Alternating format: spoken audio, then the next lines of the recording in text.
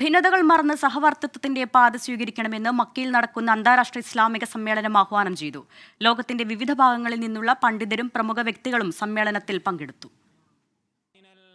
ഭരണാധികാരി സൽമാൻ രാജാവിന്റെ രക്ഷാകർതൃത്വത്തിൽ മുസ്ലിം വേൾഡ് ലീഗിന്റെ ആഭിമുഖ്യത്തിലാണ് അന്താരാഷ്ട്ര ഇസ്ലാമിക സമ്മേളനം നടക്കുന്നത്. മുസ്ലിങ്ങൾക്കിടയിൽ സഹവർത്തിത്വത്തിന്റെ പാത പണിയുക എന്നതാണ് മക്കയിൽ നടക്കുന്ന ദ്വിദിന സമ്മേളനത്തിന്റെ പ്രമേയം. വിവിധ മുസ്ലിം വിഭാഗങ്ങളിലെ പണ്ഡിതരും മുഫ്തിമാരും പ്രമുഖ വ്യക്തിത്വങ്ങളും സമ്മേളനത്തിൽ പങ്കെടുക്കുന്നുണ്ട്.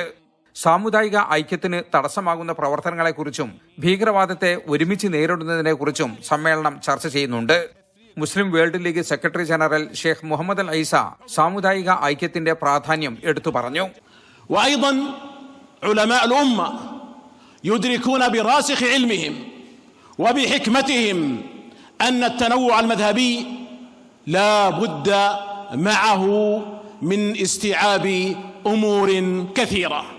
ഭിന്നതകൾ മാറ്റിവെച്ച് മുസ്ലിം വിഭാഗങ്ങൾ മദ്ഹബുകൾ ഐക്യത്തിന്റെ പാത സ്വീകരിക്കണമെന്ന് ഉദ്ഘാടന സമ്മേളനം ആഹ്വാനം ചെയ്തു. സൗദി ഗ്രാൻഡ് മുഫ്തി ഷെയ്ഖ് അബ്ദുൽ അസീസ് ആലു ഷെയ്ഖിന്റെ പ്രസംഗം ഡോക്ടർ ഫഹദ് അൽ മാജിദ് സമ്മേളനത്തിൽ വായിച്ചു. വിവിധ മുസ്ലിം രാജ്യങ്ങളിൽ നിന്നുള്ള പ്രതിനിധികൾ സമ്മേളനത്തിൽ സംസാരിച്ചു. കേരളത്തിൽ നിന്നും ജാമിയ മർക്കസ് ഡയറക്ടറും സുന്നി യുവജന സംഘം സംസ്ഥാന ജനറൽ സെക്രട്ടറിയുമായ ഡോക്ടർ അബ്ദുൽ ഹക്കീം അസരി, KNM സംസ്ഥാന ഉപാധ്യക്ഷൻ ഡോക്ടർ ഹുസൈൻ മടവൂർ എന്നിവരും സമ്മേളനത്തിൽ പങ്കെടുക്കുന്നുണ്ട്.